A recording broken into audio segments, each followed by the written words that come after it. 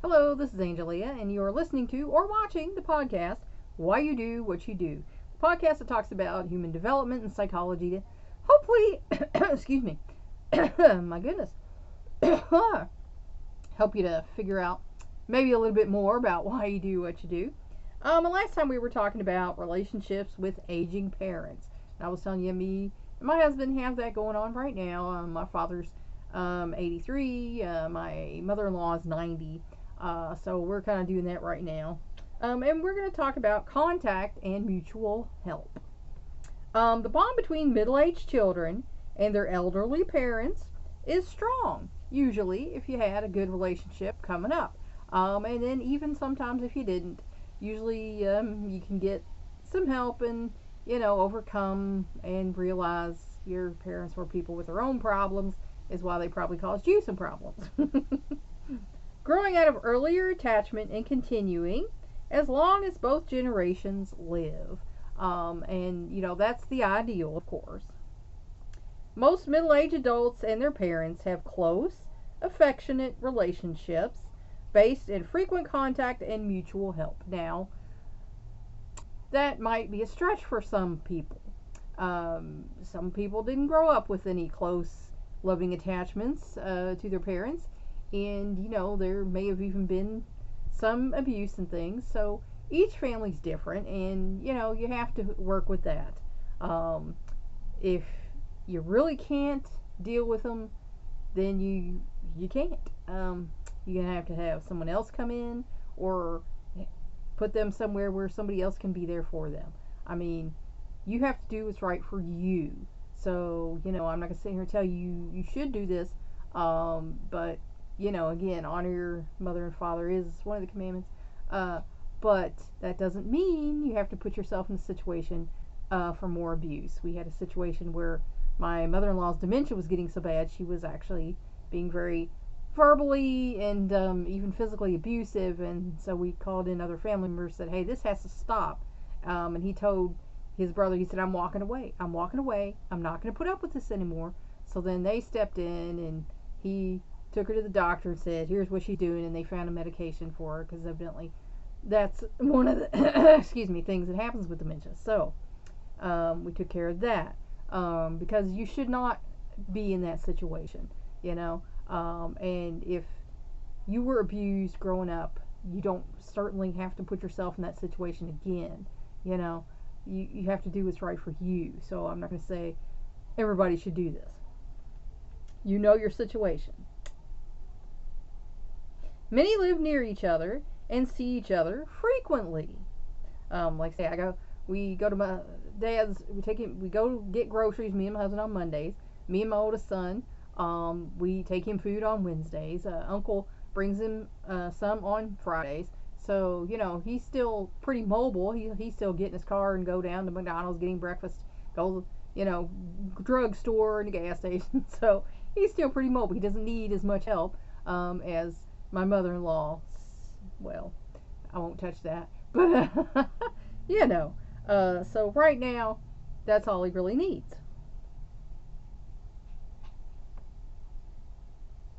Relations with older mothers are especially likely to be tightly knit, and that's true.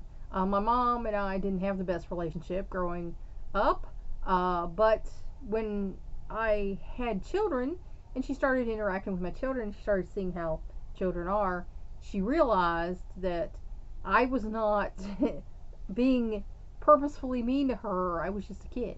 I was growing up. I didn't know right from wrong. I was learning. When I did stuff, it's because I was trying to, assert my independence, not to get back at her in some kind of way. So, she finally, at my age of 40, she was 60, decided that she loved me and told me that. And then she explained to me why she was the way she was with me, and, how she did the best she thought, and that she thought, I had some personal animosity towards her.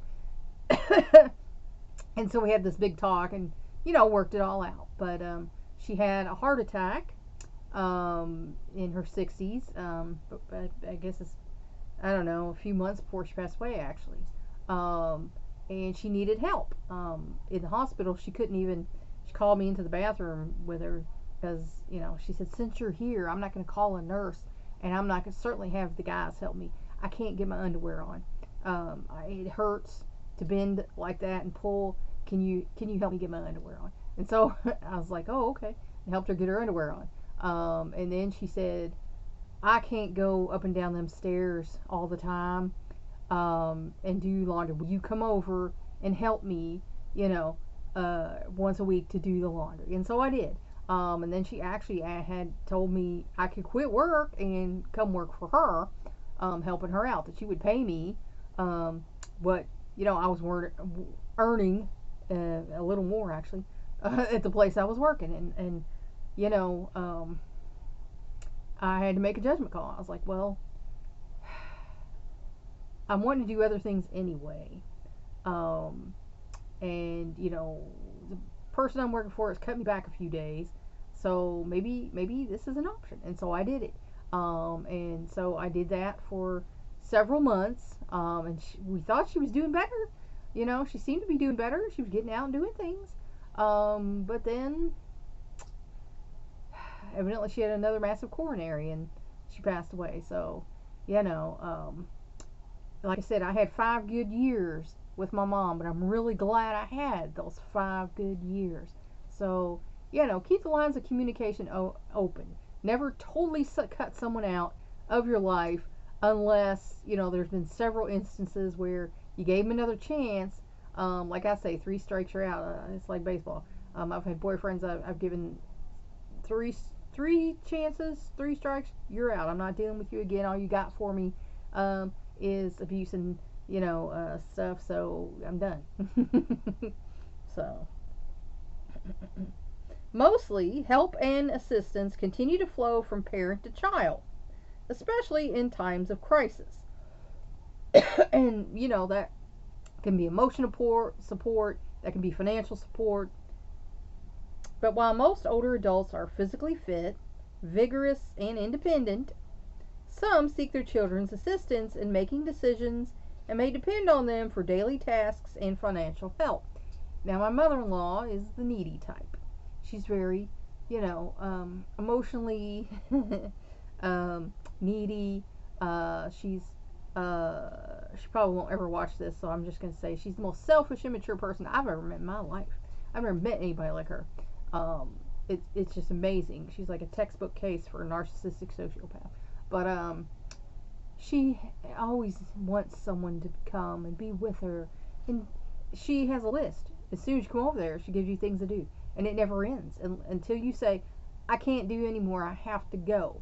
And it's just stuff she sits around and thinks of. It's not stuff that actually needs to be done. It's stuff she just thought around, while she was sitting there, and it irks me, but her sons are dealing with it, and I'm not dealing with it. So, I don't believe that parents have the right to manipulate you just because they had you. You didn't ask to be born. That was their choice. So, There may even be a role reversal. The parent may now become the one who needs help from the child. And parents, you need to think about that too. Someday you might need some help. So if you treated your child like crap all their life, guess what? When you need some help, who's going to be there for you? Exactly.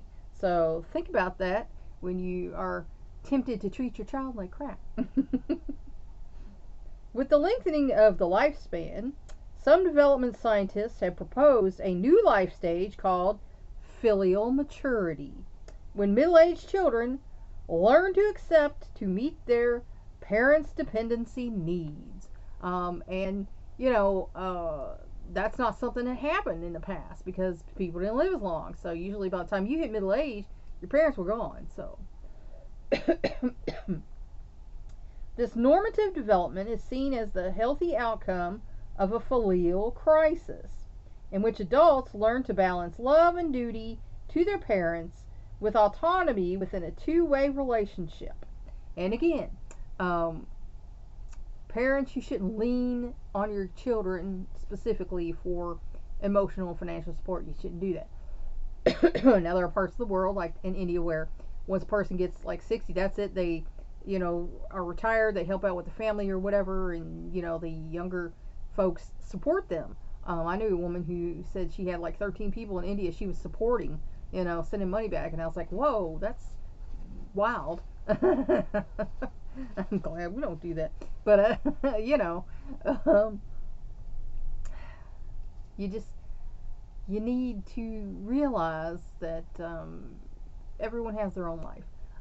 So don't lean on your parents really hard because they want a life, and don't lean on your children very hard because they want a life too. Most middle-aged people willingly accept their obligations to their parents and often expect more of themselves than the parents do of them. And that's like I'm saying in the normal case. Like I offered to bring my father a Thanksgiving dinner, and he's like, no. And he's like, not only no, no. So I was like, okay, clearly, I'm going to respect that. So, becoming a caregiver for aging parents. Given the high count of nursing homes and most older people's reluctance to enter and stay in them, many dependent elders receive long-term care in their own home or in a caregiver's home. So, most people do want to stay in their home. And like we're doing that, I think my mother-in-law could benefit from being in a facility because she's fallen. She has the button now. She's fallen. She can't get up. She's put the button 3 times, and the police have come and picked her up. But she's had a broken hip. She's had a stroke. She's fallen several times. But neither son wants to be the bad guy and pull the trigger. So they've set it up so that someone comes and visits her every day in case she's down, and that she has her button, and they're trying to keep her, but she has memory care. Like I said, she has dementia. She has memory care coming in once a week. So they're making it work, but it's really hard on everybody, because there's 5 people now involved in this. So it's hard. The chances of becoming a caregiver to an aging parent increase through middle age. Because again, as the older you get, the older they get too. Often the need arises when a mother is widowed or when a woman divorced years before can no longer manage alone. And, again, that happens. It's just a fact of life. Our body dies as we age. It decays while we're still alive, unfortunately. And our functions break down. And at some point, you might need some help. Longer life, especially in developed countries, means more risk of chronic diseases and disabilities. Because, if you live long enough, something's going to be wrong with you. And families are smaller than in the past, with fewer siblings to share in a parent's care. Like in the older days, like my grandparents' generation, they had 3 to 5 children. My parents' generation, actually my parents were the only ones to have children. None of my uncles or aunts had any natural children. I had an uncle who had some stepkids, and an uncle who had some almost stepkids. But the families are getting smaller. I always wanted a big family. Things didn't work out quite the way I had planned, so I ended up with 3 kids. But the joke was when I was a kid, my aunt would ask me, "How many kids you want to have, Ange?" And I'm like, "This many," because I love kids. I love watching them grow. I love watching the little brain figure out stuff, and I just think they're great. So.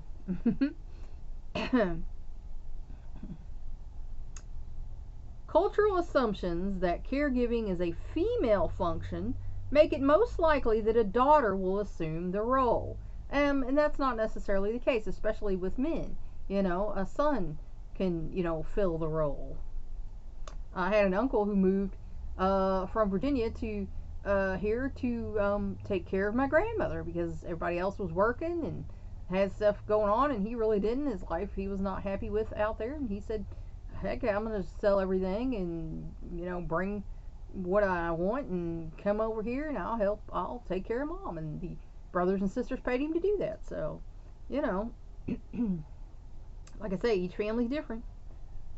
Sons do contribute more than is often recognized, but they are less likely to provide primary personal care for, the obvious reasons that they're boys and mom's a girl, and. The world over, caregiving is mostly a female function, so we haven't quite evened out on that yet.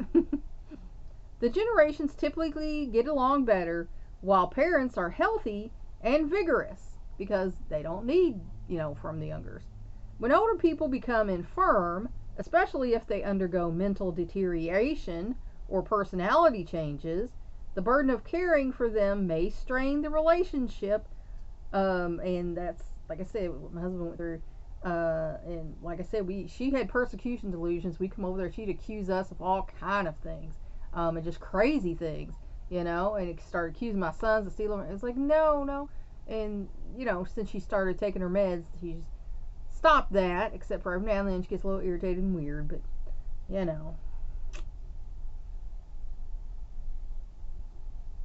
Many caregivers find the task of physical, emotional, and financial burden, especially if they work full-time, have limited financial support, or lack support and assistance. Because if you're struggling to, pay your bills, you certainly can't pay theirs.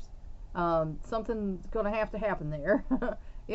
Thankfully our parents, worked at good places. They have retirement coming in. They have Social Security coming in. So we don't have to shoulder that burden because they'd be in trouble if we did. It is hard for women who work outside the home to assume an added caregiving role because, like I said, if you're working, you got kids and, your own thing coming on, and then you got to deal with that too. That's a lot and too much. About 1/3 of family caregivers in the United States work for pay, and more than 1/4 have had to quit jobs to meet caregiving obligations. Like I said, I didn't have to quit mine. My mother offered for me to quit mine so I could come and help her. So, if that is something that you could work out, that would be good. If you could do that, if someone could, come and help them out.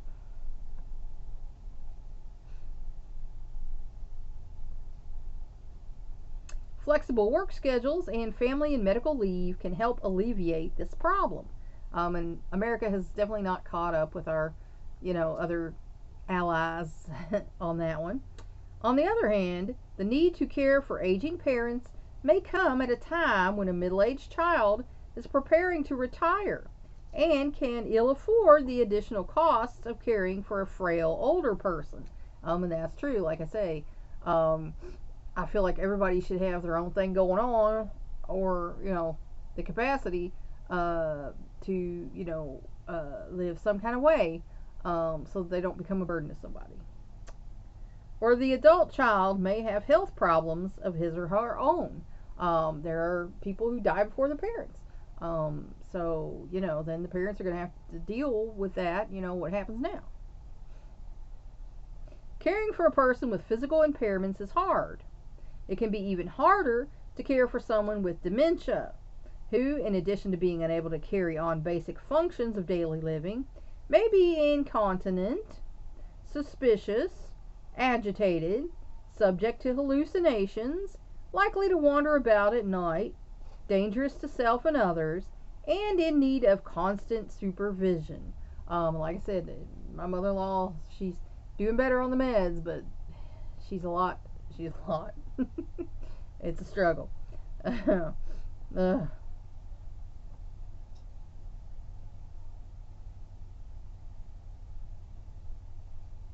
Sometimes the strains created by incessant, heavy demands are so great as to lead to abuse, neglect, or even abandonment of the dependent elderly person. And now one of my brother-in-laws worked for elder services in the state he lived in. And that's what he would go and investigate. And my husband has threatened just to walk away from her because different times, like I said, she was so abusive and mean to him. So this is a reality. Not everybody has a functional family unit. And sometimes older folks, oh well, should have thought about that, when you were younger and being mean to me is what people say. Excuse me. So, every family's different again. And I'm not advocating that you ditch an elder, but if you cannot deal with it yourself, you can certainly contact elder services and say, hey, they're by themselves. They're not. I can tell they're not doing well. I can't take them in, but you might want to go check them out. And you're within your right to do that, rather than maybe getting in trouble for neglect or whatever. Emotional strain may come not only from caregiving itself, but from the need to balance it with other aspects of a caregiver's life, such as a marital relationship, work responsibilities, personal interests, social activities, and travel plans. And I know we're upset that we got married again because when her husband passed away, and my husband was actually living with her at the time, she thought he was going to be there forever. And she didn't want him to marry me because she felt like I was going to take him away from her. And it's like, I'm not like you. I'm not going to play games. So, I don't care if he comes and sees you or whatever. So that eased her mind a little bit that I wasn't as possessive as she was. So, like I say, it's just crazy. The world is crazy. Personal interests, the dependence of elderly parents may come at a time when middle-aged adults are trying to launch their own children, or if parenthood was delayed, to raise them. So a lot of folks in middle age still have kids. Members of this generation in the middle, sometimes called the sandwich generation, and my husband and I will joke about that every now and then when lots going on with like a kid moving or whatever, and then Mammal's making demands, and it's like, well, I'm feeling that sandwich. May be caught in a squeeze between the competing needs and their limited resources of time, money, and energy. And socioeconomic status does play a part. The more anxious and poor you are, you're certainly not going to be able to take on any more mouths to feed. So it can become a problem. The result of these strains may be caregiver burnout, a physical, mental, and emotional exhaustion that affects adults who care for older relatives. For some adults, it is argued the needs of aging parents represent non-normative, unanticipated demands, because you don't think about that. And honestly, when you're young, you don't think about having to take care of parents when they get old. And when you're starting in middle age and you have your own little kids, you like the grandparents babysit every now and then, but you don't think about the fact what happens in 30 years when grandma and grandpa are old. Adults expect to assume the physical, financial, and emotional care of their children. So, that's the normal way of things. Most do not expect to have to care for their parents because, like I said, it's not something you think about. When parents' dependency becomes undeniable, many adult children may find it hard to cope.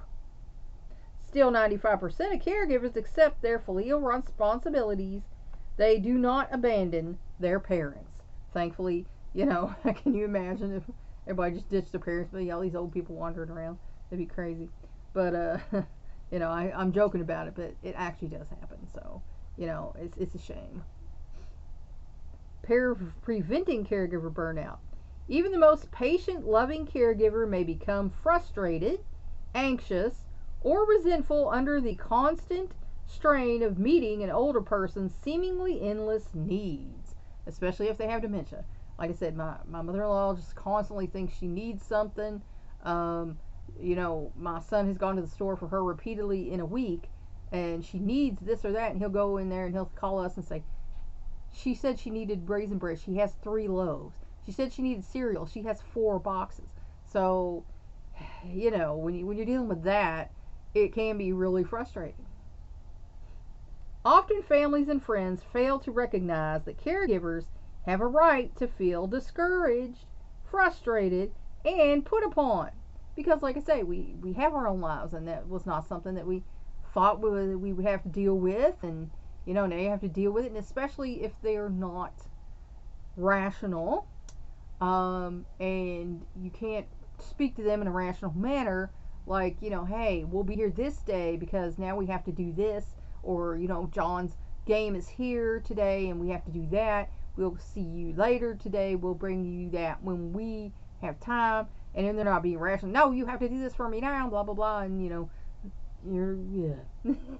You can quickly get burnt out. Caregivers need a life of their own, beyond the loved one's disability or disease. So, like I say, if it gets to be too much, you can step away. You can call for help. Community support programs can reduce the strains and burdens of caregiving, prevent burnout, and postpone the need for institutionalization of the dependent person.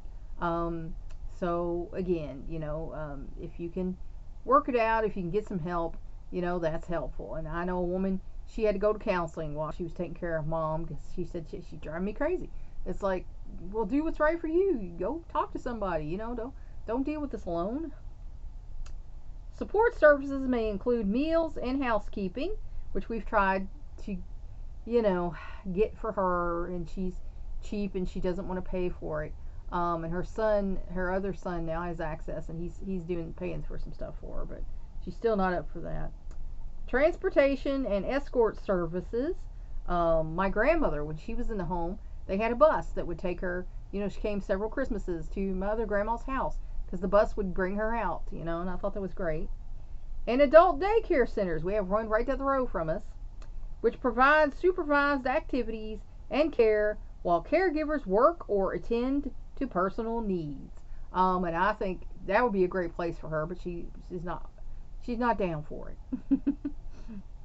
Respite care, substitute supervised care by visiting nurses or home health adults, gives regular caregivers some time off. And I know a guy who has a seriously disabled child, and occasionally they go to respite care because sometimes it's just hard. He has like 6 kids and his wife left him. So, he has to have some time off sometimes. Whether for a few hours, a day, a weekend, or a week. Temporary admission to a nursing home is another alternative. So, sometimes you can just say, okay, we're going to try this for a while, because you gotta stay sane. Although there is some dispute about their effectiveness, some research suggests that such programs do improve caregivers' morale and reduce stress. And like I said, don't let them drive you crazy. If you need to go to counseling, do it. In one longitudinal study, caregivers with adequate community supports reported many dimensions of personal growth. And that's, again, if you feel like you're supported. And if you don't, then that's a different story. Some had become more empathetic, caring, understanding, patient, and compassionate, closer to the person they were caring for, and more appreciative of their own good health. And that's a positive outcome there.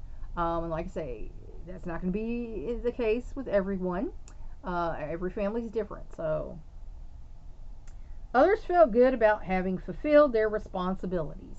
And that's, the way I kind of look at it. It's like, well, he's here. He doesn't have a wife anymore. He can't do things he used to do. So, I'm here. I can do that for him. Some had learned to value life more and to take one day at a time, because you have to. And a few had learned to laugh at situations and events. Especially, I had a grandma, and she had like 7 strokes, and she was just totally out of her mind. And she would just say these weird random things, and you had to laugh at it. And she would suggest inappropriate things, and you had to laugh at that too. So sometimes it does make it easier for you to laugh at things that you wouldn't have thought before that you could laugh at. Behavioral training and psychotherapy can help caregivers deal with a patient's difficult behavior and their own tendency towards depression. Because, like I say, you deal with people whose mind is not right, it can make you crazy. So you need to take care of yourself. One behavioral training program at the University of Chicago had considerable success in getting patients to handle some self-care and to be more sociable and less verbally abusive. So again, old people, even when they got a problem, they can still learn things, and you can learn things too. Caregivers learned such techniques as contingency contracting, or saying, if you do this, the consequences will be, like you would tell an older child. And that's, some people would not like that, to speak to an older person, but sometimes you have to, because they mentally become like a child. And you have to say, now, if you do this, if you act like this, we're not going to take you anywhere anymore. That's something me and my husband have done. Her behavior has caused us problems in the past. We're not taking her anywhere anymore. The other folks say, oh, you're not socializing her properly. But we have people coming and visiting her. And then the other daughter-in-law got to know her a little better and apologized to us and said, okay, I'm seeing what you're talking about. Because, you can't have someone who's going to abuse people, be inappropriate with people, touching on other people's children and things. You can't have that. So that can't be a thing. Modeling desired behavior, rehearsal, and giving feedback. The older brother does the feedback thing a lot. It's like, did you really mean you wanted this? Well, no. Did you really want to do this? Well, no. So sometimes that helps. And that's where I'm going to leave you today. I hope that helped you figure out maybe a little bit more about why you do what you do. Please like and share this educational program so we can spread it around the world. Thanks for watching. Excuse me. If you want to help me out, subscribe to my YouTube channel. If you want to help me out even more, go to my Patreon page and become a patron. That's all for now. Until next time.